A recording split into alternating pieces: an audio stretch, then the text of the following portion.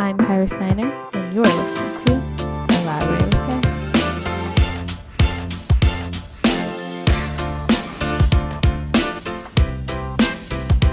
Elaborate with K.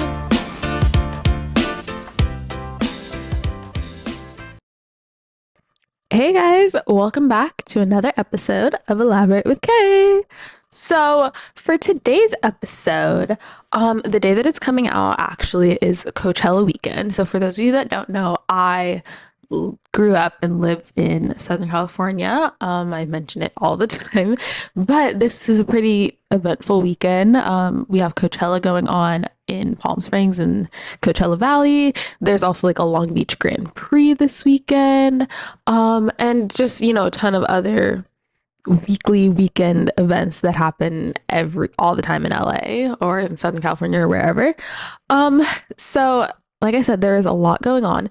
And I think that especially with the rise, I feel like I say this all the time, but with the rise in social media and just how prevalent, posting and getting content is in our society, I think that it makes it so much easier to just see everything that's happening and see everything that is going on that you're not participating in. So for today's episode, I wanted to talk about FOMO and, just kind of how to cope with it and how to deal with it, especially when there's so much stuff going on around you and nearby. So without further ado, let's get started. Okay, so for those of you that don't know, FOMO stands for the fear of missing out. And essentially basically what it is, like the fear of missing out.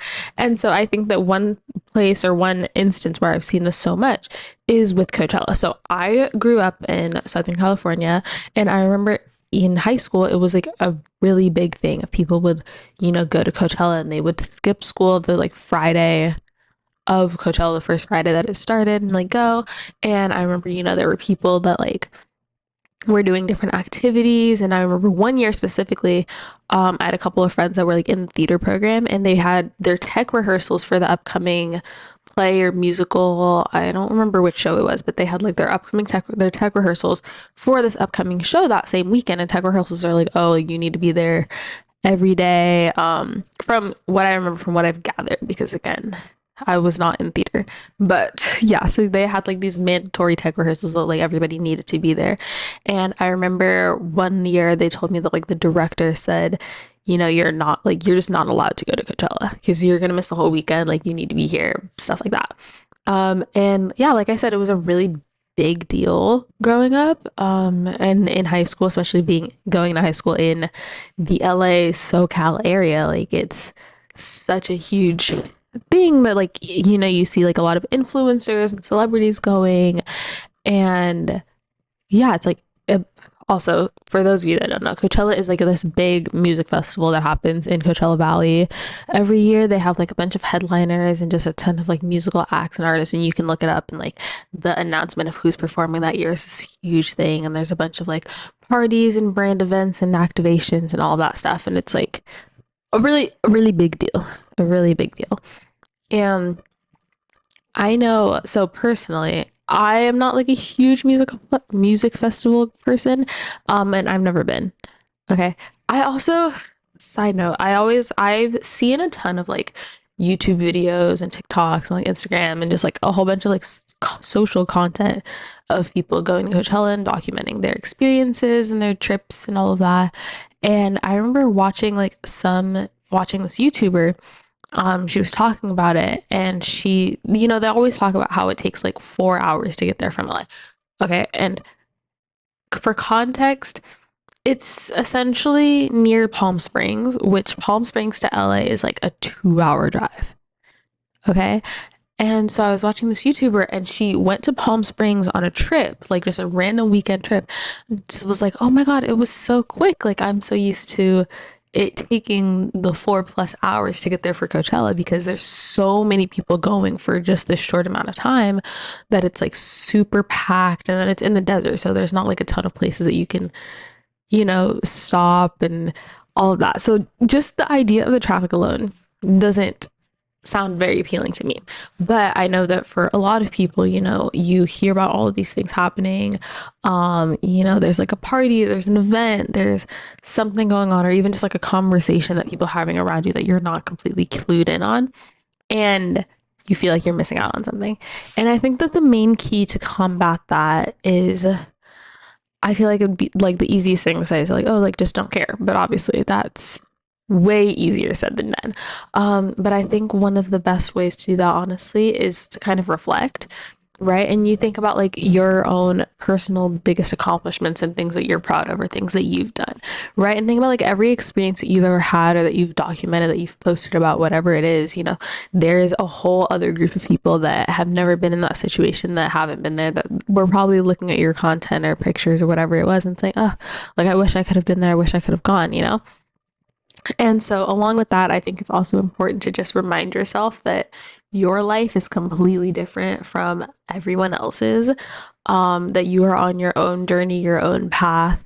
And, maybe going to Coachella this year was not in the cards for you, but maybe, if let's say you're an aspiring content creator and you really want to go, but the tickets are expensive. They're pretty expensive. So you're like an aspiring content creator or an aspiring actress or whatever it is, and you really want to go, and you're like, this will be great publicity, like it'll be great to just like get content and boost it up, but like I can't afford that. Maybe it's not in the cards for you to go this year, and then next year maybe you'll get invited to go by a brand and you won't have to cover it.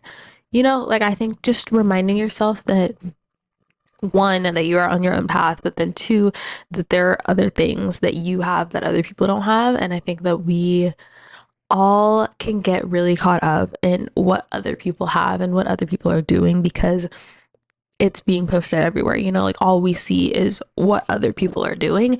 And I think that sometimes we can get so caught up in that, and we get too caught up in what other people are doing that you forget to think about what you yourself are doing. And I think that a lot of us here are actually doing a lot more than you think you are. And you have some like really impressive accomplishments, and you just, because you're so busy looking at other people and comparing yourself to other people, that you don't actually realize the height and the importance and the recognition that you deserve from the things that you're doing. So I think that also making sure to kind of take a step back and reflect and like look at yourself and look at the great things that you're doing. Like maybe you're not going to Coachella this weekend, but you're celebrating your best friend's birthday and you guys have been best friends for 10 years. Like that's a huge accomplishment. That's a once in a lifetime thing that a lot of people don't get.